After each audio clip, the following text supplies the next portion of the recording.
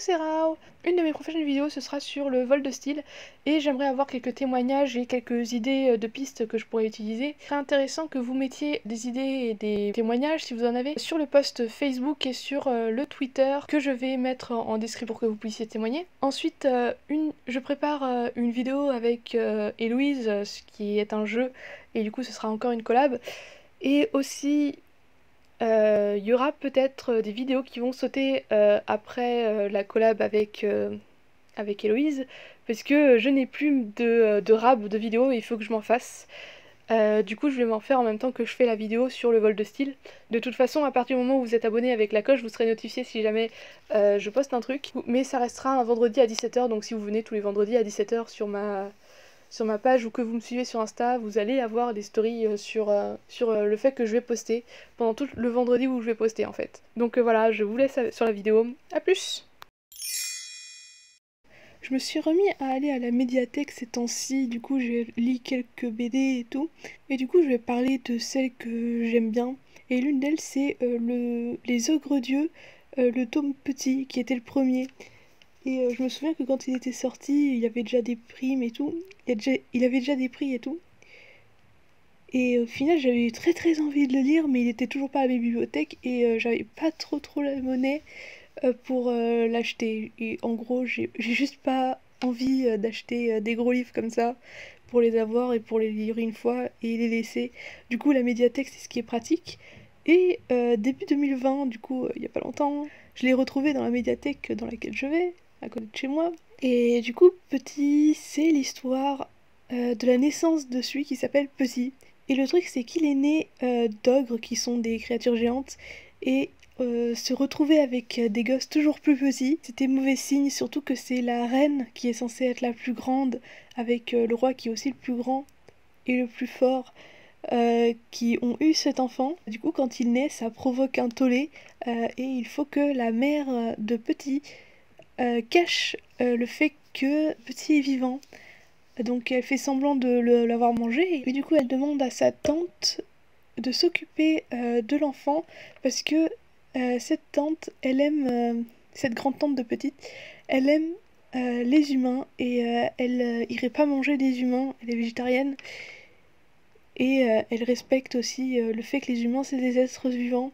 Donc c'était la meilleure personne pour s'occuper de Petit pendant que la reine occupe son mari le roi. Donc à partir de là, Petit a deux chemins, a deux éducations différentes entre sa mère qui lui dit que il va devenir le fondateur et qu'il doit manger des humains, et sa grand-mère qui lui dit d'être gentil, de ne pas manger les humains et d'être bienveillant.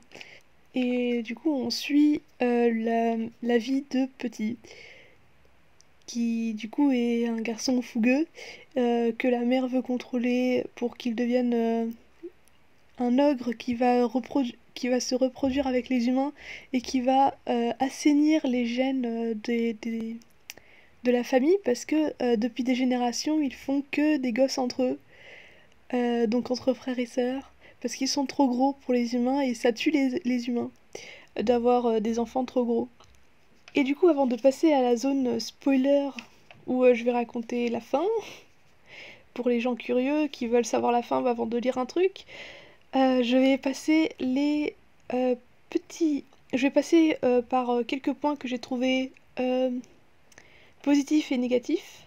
Donc le premier point positif, ce serait que déjà le dessin, il est agréable pour moi. C'est du noir et blanc, avec juste une tonne de gris. Et Bertrand Gassignol dessine avec beaucoup de volume et tout particulièrement j'ai adoré les nez. J'ai fait une fixette sur les nez dans cette BD, donc autant Innocent de Sakamoto c'est les mains, donc Petit ce sera les nez, et j'ai des goûts comme ça. Le premier moins que je mettrais au livre, ce serait qu'il est rapide.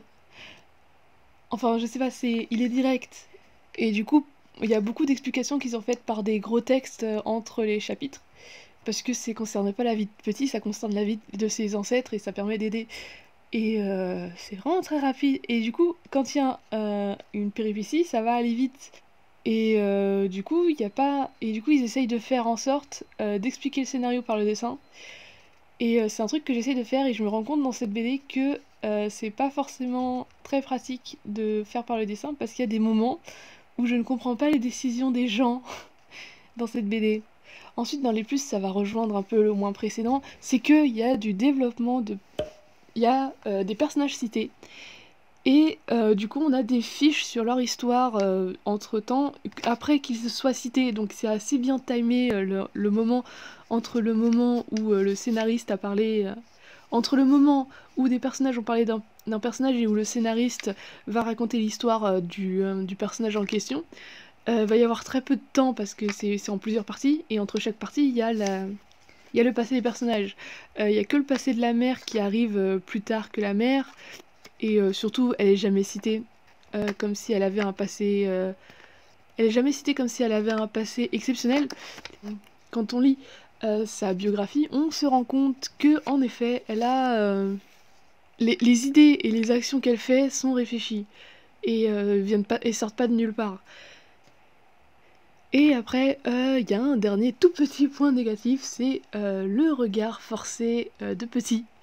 Il a les yeux tout le temps grands ouverts, comme s'il était en état de choc tout le temps. Et c'est extrêmement stressant. On va pouvoir passer à la zone spoiler, qui va être très courte au final.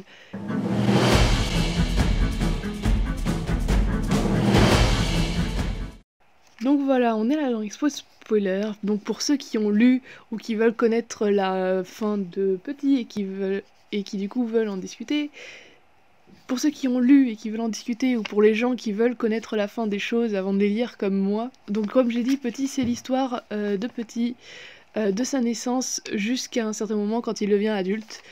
Et en fait, ça montre en fait le déclin progressif des ogres. Ce qui signifie que au fil de la BD, on se rend compte des différentes relations entre les personnages, et progressivement on voit plus d'humains, toujours plus d'humains avec Petit. Petit se trouve une petite amie, tout ça. Il va avoir des problèmes parce qu'il est très fougueux. Et alors le roi va apprendre que sa femme lui a menti.